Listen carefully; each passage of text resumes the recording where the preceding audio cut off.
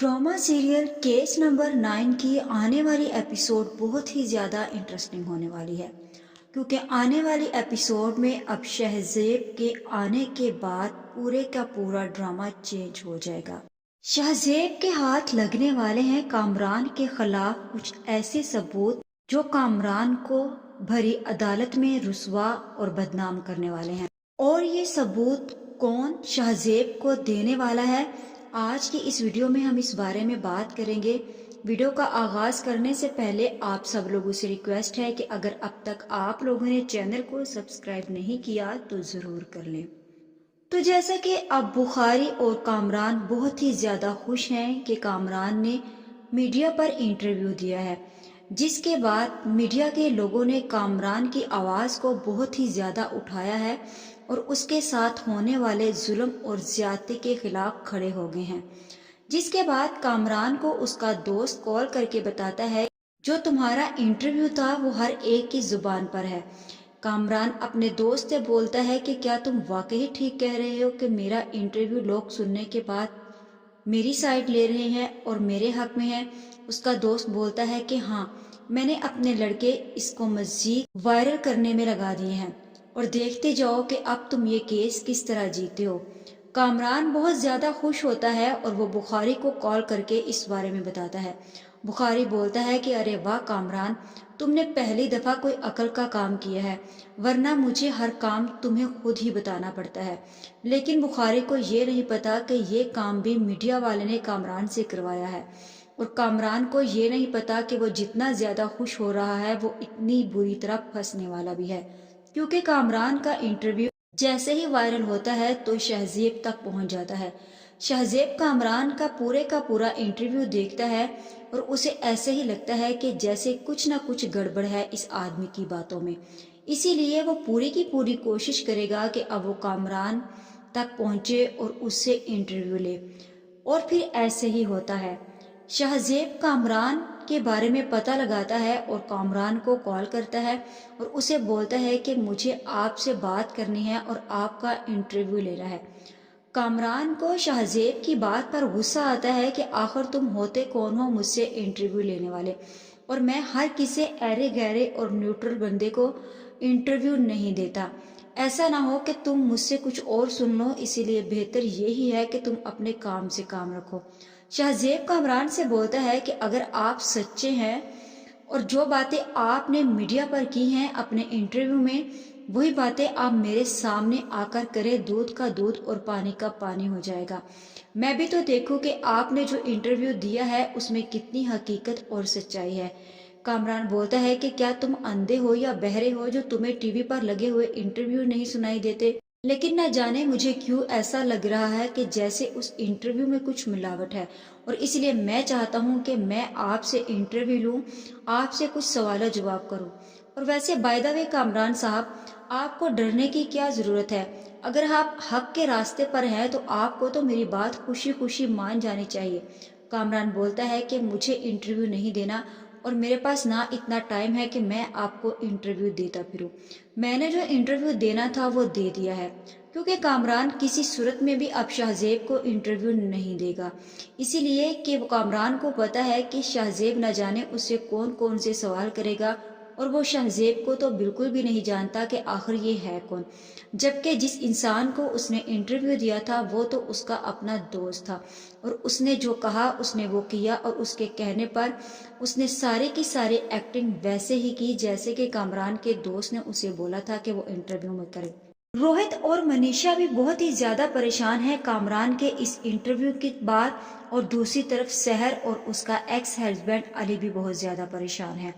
लेकिन रोहित मनीषा से बोलता है कि मनीषा, अब कामरान ने जो इंटरव्यू दिया है हमें लग रहा है कि अब हमें सहर को फोर्स करना चाहिए कि वो इस बारे में सोचे कि वो भी इंटरव्यू दे। मनीषा बोलती है कि मैंने सहर को बोला था रोहित, लेकिन वो इस इंटरव्यू के लिए राजी नहीं है। रोहित बोलता है कि आखिर क्यों, क्या उसे इंसाफ नहीं चाहिए जो वो इंटरव्यू नहीं देना चाहती। मनीषा बोलती है बात इंसाफ की नहीं, अगर उसे इंसाफ ना चाहिए होता तो वो अदालत में ना जाती,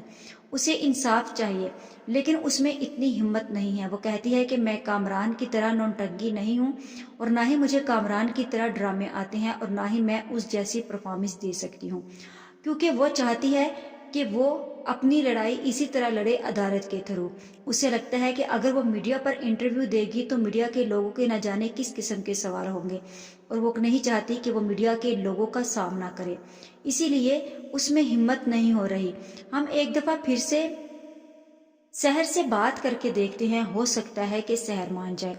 سحر اس بارے میں بالکل بھی نہیں ماننے کے لیے تیار، اور نہ ہی اس کا دل اور دماغ اس بات کو مان رہا ہے کہ وہ انٹرویو دے۔ سحر کا ہسبینڈ علی سحر کو بولتا ہے کہ سحر، تمہیں اب انٹرویو دینا ہی ہوگا، اگر تم اس جنگ کو جیتنا چاہتی ہو تو تمہیں ہر حال میں یہ انٹرویو دینا ہوگا۔ سحر علی سے بولتی ہے کہ علی، میں کیسے یہ انٹرویو دے سکتی ہوں، تم یہ بات بہت اچھے طریقے سے جانتے ہو۔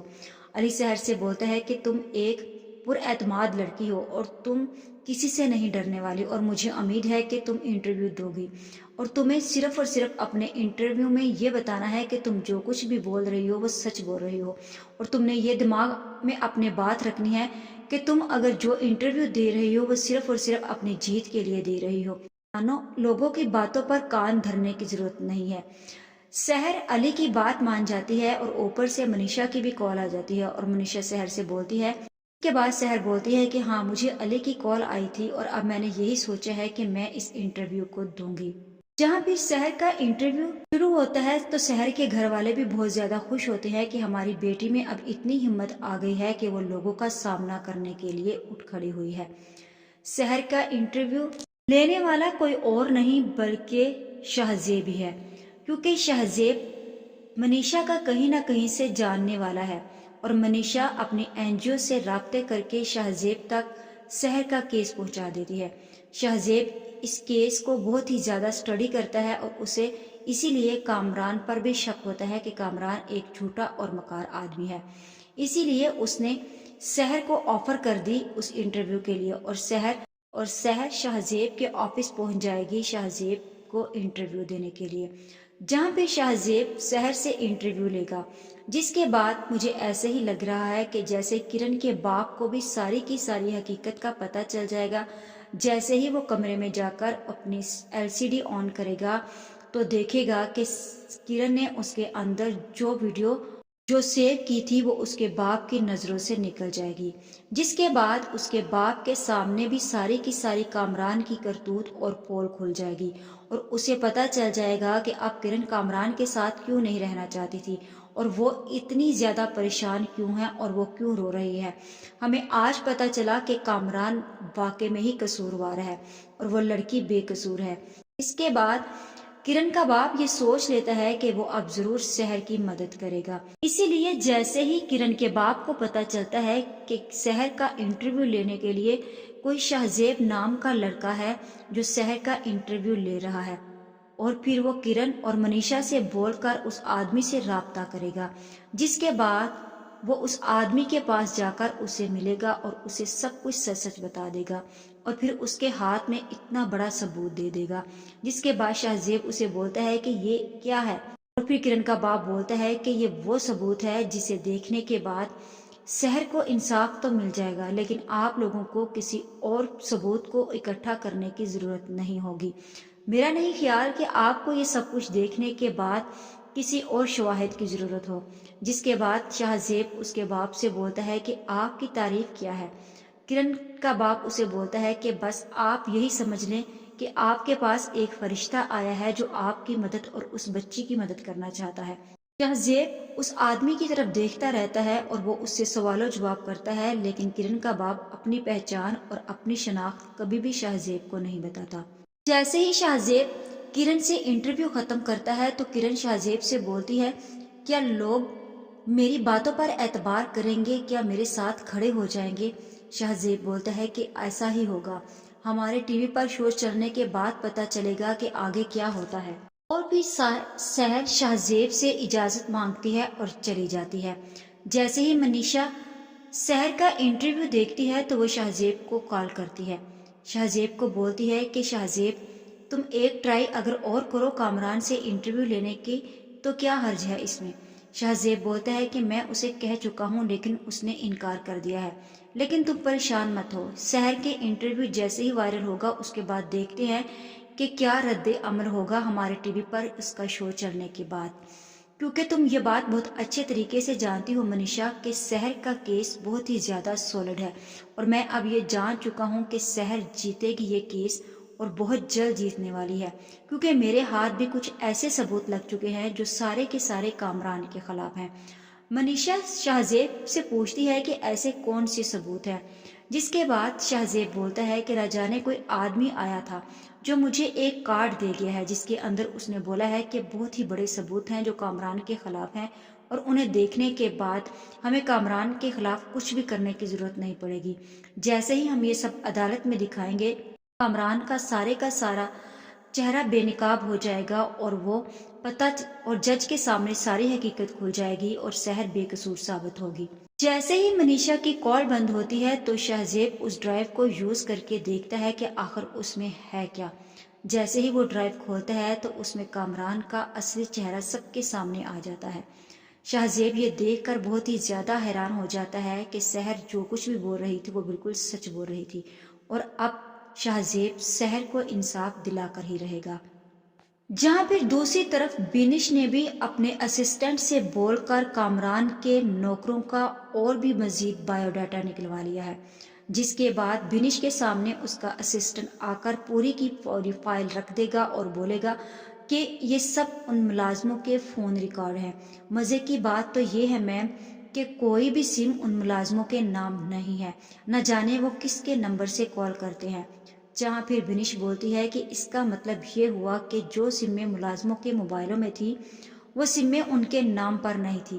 آخر مجھے شک تھا تو میرا شک ٹھیک نکلا۔ اور پھر بینش بولتی ہے کہ بس اب ہمارے ہاتھ ثبوت لگ چکے ہیں، اب دیکھو کہ اگلی کیس کی ہیئرنگ پر کامران کے ساتھ ہوتا کیا ہے۔ اب کامران کو کچھ بھی نہیں پتا، کامران اتنا زیادہ خوش ہے کہ وہ صرف یہی جانتا ہے کہ میڈیا پر اس کے انٹرویو کو بہت ہی زیادہ لوگوں نے پسند کیا ہے اور لوگ اس کے ساتھ کھڑے ہیں، لیکن کامران کو یہ نہیں پتا جیسے ہی وہ کمرہ عدالت میں جائے گا تو میڈیا تو کہیں دور کمرہ عدالت سے پیچھے رہ جائے گا، صرف اور صرف عدالت میں وہ شواہد کہ عدالت میں وہ ثبوت جو شہزیب اور بینش کے پاس ہیں وہی کافی ہیں کامران کا چہرہ بے نقاب کرنے کے لیے۔ آج کی ویڈیو کا اختتام یہیں پر کرتے ہیں، مزید اس بارے میں نیکسٹ ایپیسوڈ آنے پر ڈسکس کریں گے۔ ویڈیو اچھی لگے تو چینل کو سبسکرائب کر دیں، ویڈیو کو لائک اور شیئر کرنا مت بھولیں۔